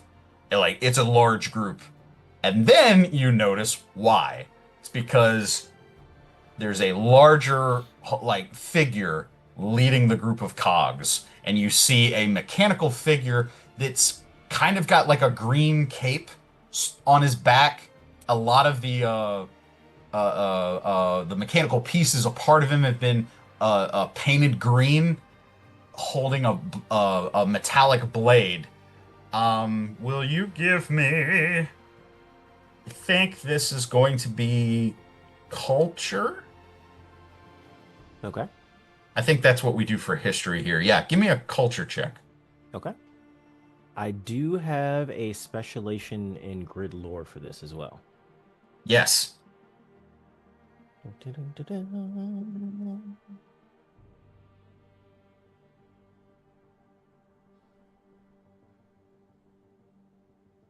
It's going to be a 14. 14. That's good enough to at least identify the figure. This is Prince Gasket. Oh, Oh. okay. He's grown up. Yes. Yeah, Been not to drinking be his oil. confused with not to be confused with Sprocket, which was the smaller one from the series. This is the older Oh, son. okay, okay. Gotcha. If you need me to, I can share a picture of Gasket. Yeah. This is the older son of King Mondo of the Machine Empire. This is Prince Gasket. Cool. I can look him up. And he is with his wife Archerina, which is a feminine looking machine in a like pink onesie and sorry, I forgot the word, and a bow and arrow. So he is with his wife Archerina, I'm looking him up and right now. there is an entire company of cogs behind them. In total, about 20 cogs with Gasket and Archerina. And once again, this is setting off red flags for you because this is House of Vile territory. they are definitely trying to make a move on something. What the hell? We're still PG-13, right? Yes. Okay. What the hell are they doing here? This is not their territory. Like, are they trying to start a turf war? What is going Um, on? I'm going to give you an opportunity here. Mm-hmm.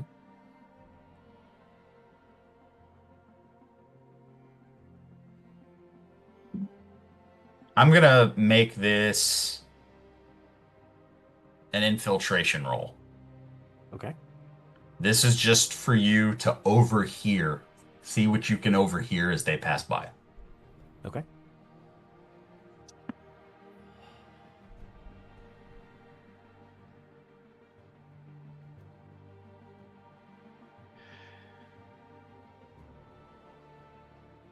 It doesn't matter. It's a 2. Oh, I'm sorry. There is a lot of noise from the marching of the cogs. The only part of their conversation that you hear is when they are clearly very, very close to your trash can. You do overhear Prince Gasket speaking to Archerina and about how the reports say that the crystal could be found in their territory, but I think it's a wild goose chase. Okay. You hear that she replies to him, but you don't make out what she says as they're walking away. Okay. Now, what was that total that you did for hiding in the trash can? It was a 15? 14? 15? 14, I Okay. believe. 14.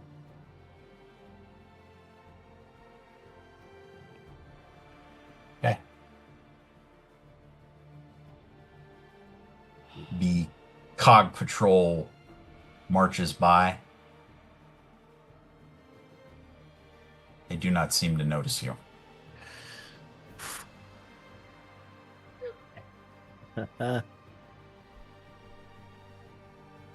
You wait a moment. You wait for the sound of the mechanical noises and the marching to quiet, to get lower, lower until you can't hear it anymore, until you're absolutely sure that it's safe to come out. Okay. I wait about maybe a couple minutes just to make sure I don't hear any more clanking, or the clanking is noticeably far away. Then I carefully and as quietly as I can lift up the lid and get out of the trash can and just kind of dust myself off and um, just kind of think like that was entirely too close. Like they shouldn't be here. What is going on? Mm-hmm. What crystal are they looking for? Um, and that I need to hurry up and get to the supplies ASAP, and worry about that when I can, Yeah. because this is priority one. Okay. And with that, we will pan away from Marcel and we will go to Mariner Bay.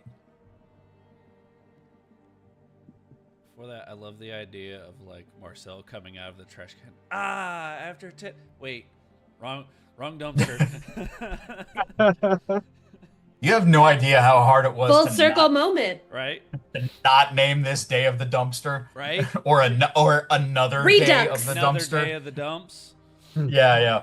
Oh, I Anyway, just thought of something that would have been funny and also sad at the same time. yeah, If he would you have can add it. okay, if he would have done that, after 10,000 years, I'm finally free. There's nobody here. Okay. Oh, get out. You had me in my feels as you were describing things, though. Like, I'm sitting here like, oh my gosh, I'm not emotionally stable enough to be listening to this right now. And this Okay. is Wendy's. Also, one more thing I'd like to add. Okay. Before One more thing. Things pan over. Speaking of Jackie Chan references, Marcel also whispers to himself, "Shut up! I know. All right, I'll figure it out later." And then I'll let you guys cut over. In response, So you just hear a whisper back. Yeah, that was close. I just have this mental image of Marcel actually controlling the camera. And he's like, okay, now you can go. Marcel Just breaks the fourth fourth wall wall. break. Okay, now you can go. I mean, maybe he's at a mental break. We now go to Mariner Bay. Deacon, it's been a long day. It's been a steady stream of people who need medical attention, a steady stream of wounded, and this has just been my life for the past 7 years. Holy crap. Okay, what's wrong? There's a bit of a cynicism that kind of comes with, kind of similar to what Anna was feeling with just the news. And then there's like with you, it's a little different because it's like there's always somebody who has slash marks from a monster attack. There's always somebody who has cuts and bruises from putty patrollers, cogs. It's never ending. Um, and it's also a newer development for you that many of them have scars and marks on their wrist from being shackled and then being freed after. So Deacon is there, and I assume we're in the Aqua base. Yes, we're gonna start there at the Aqua Base. I was actually gonna say that in your particular case, I was gonna say that you are directly next to your Zord Got it. for So just for this scene and for this, the Zord is assisting you with a lot of the medical treatment that yeah, in it. okay, cool. So he's there, and you see first the Zord behind him. It's about 4 stories tall, and looks like what once should have been an ambulance, maybe now ambulance plus. It's got a giant spiked bumper going across the front of it. And it looks like it's got a few dents and scratches on the bumper and on some of the paint where this thing has seen some stuff. Um, the red plus sign on the side that is just the universal medical vehicle looks like it's been painted over a couple different times with fresh coats of paint, but they've ran out of the same colors, so it's like a blend of different colors and shades of red. um and he's sort of there doing triage, and there's a woman back yelling, "I have a headache. I need something. Please, ma'am, I'll be with you in a moment. Please just wait your turn. Thank you." Okay, so, sweetie, I know the wrists, they hurt. Um, let me, and he goes into this very large, it looks like a backpack first aid kit, and he reaches his arm in, and it goes in deeper than it should. Like he's having to dig down, and it looks like he's actually going through the ground. And he pulls out a salve. He's like, okay, so you're gonna put this on once in the morning, once at night. Don't do, I know it's gonna be tempting to do more. And she's just like, okay. Now, you're gonna stay here in the base, right? No more exploring? Yes, I promise. Okay. Now, do me a favor. Don't tell anyone. He reaches in and he pulls out what flavor you want. Green. Good choice. Hands are a sucker. So next, and he's just cycling through people endlessly, and it's just different case after different case, and some there just need some brief attention, some need something more, but every single one of them needs something he can't provide, and that is the guarantee that this isn't going to happen again. It's in that moment that while you're attending to all of these survivors, all of these, wounded civilians, um, the Lightspeed Red Ranger comes up and undoes the helmet, and your direct higher up, Red Lightspeed Ranger Dana Mitchell. How many is that? 63? No, 64. I forgot about the twins. I thought it was the same person coming through twice, but no, identical slash marks.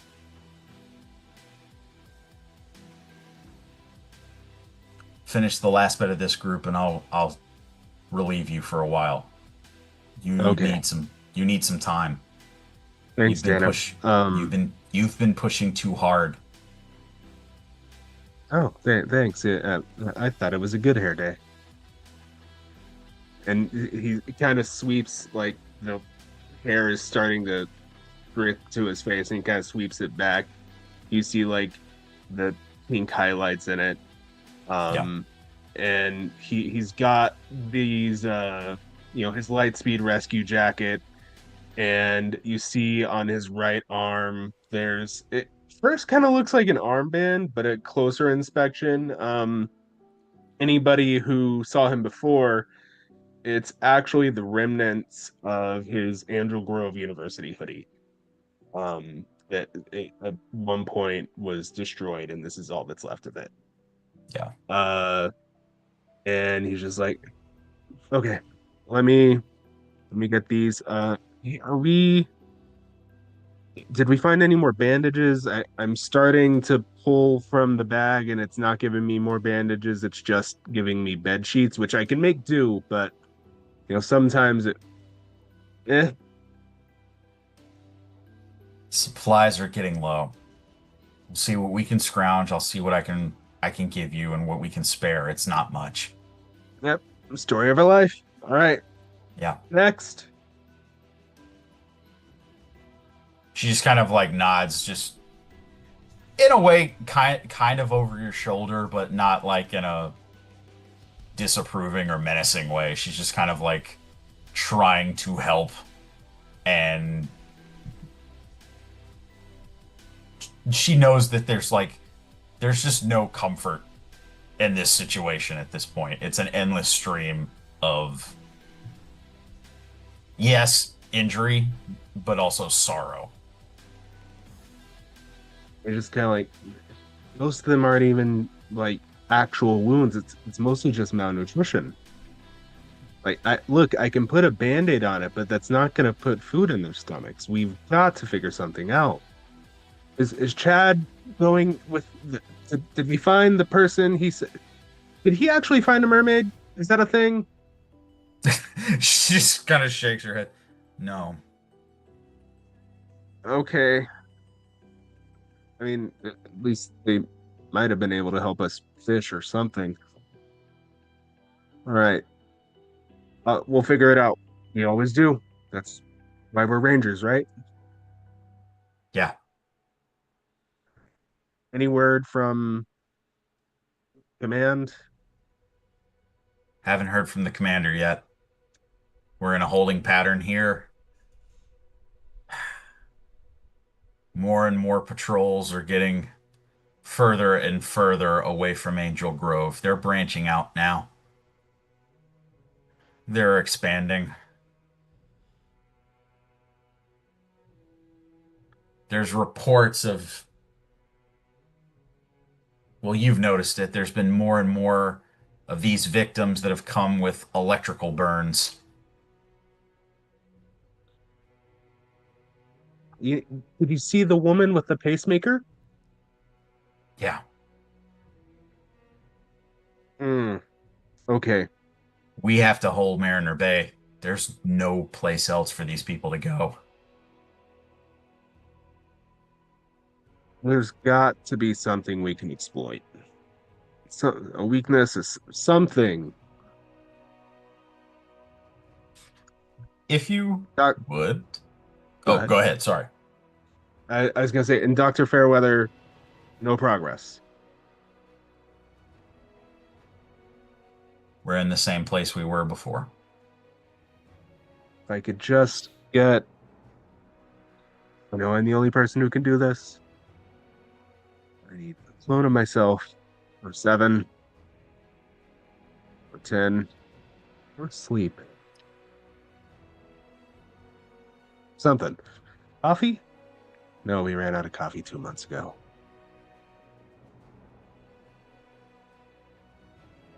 You need to get you some Sorry, I sleep. went somewhere else. What? Yeah, she basically goes, I just said, you need to get some sleep. I'll take over here. You know Okay. the drill. Stay close to the alarm in case there's more incursions. Yeah. Here's the bag. If it runs out of stuff, wait 10 minutes and usually it refills or something. I don't know how it works. And he goes into the back bay of the ambulance is just open and it's the 3 or 4 stories high and of just like medical beds, and at the very top he climbs a ladder and he goes all the way to the back and he draws closed like a little hospital privacy curtain, and you just hear thunderous snoring. Okay. You do get a bit of a nap in. I'll say you get about 30 minutes in. Oh, that's a full night's rest. Let's go. And this is what awakes you from your slumber. Scotty, this is what drags your attention away from packing. Stevie, this is what draws your attention away from the dino gems. Anna, this is what draws you away from your entire day and your encounter with this Galvanax creature. Marcel, this is what immediately you hear upon getting out of that trash can. It is a recording that comes through each of your personal communicators. And it pitches up and down through the entire message. Rangers! Rangers! Could I? Rangers! Rangers! Angel Grove!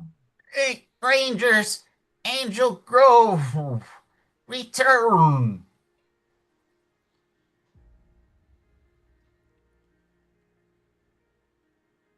What the? First these machines, now this message. What is happening today? Immediately, Scotty's gonna pull his morpher.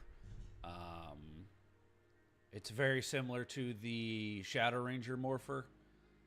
It's the almost all black with the gold SPA letters across the front, except the trim on it is red. As he pops it open, Alpha? Alpha!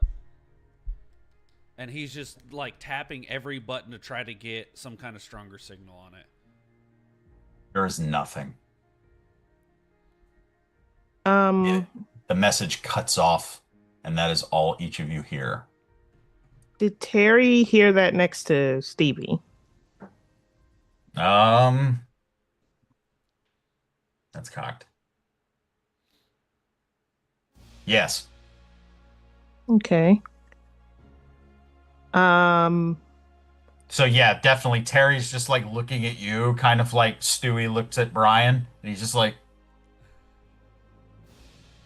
She's going to hand him the container and say, look after this with your life, but don't die. You're going to be great, okay?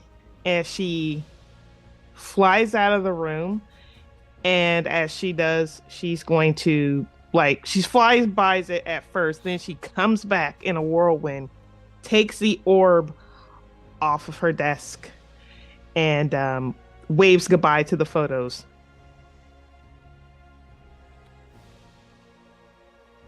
And leaves. Deacon? Um, That's what awakens Deacon- you. he bolts upright out of a dead sleep and he goes, Connor! What? Huh? Dana? Dana, please tell me you heard that, or else I need Grippy Sock vacation. Not grippy soft vacation. Oh wow, Um, I gotta wonder though, what's that like in the SPD world? I gotta imagine they treat their mental health program very, very well.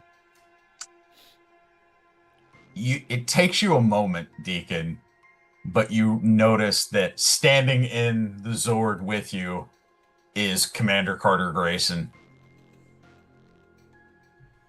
And Both of you.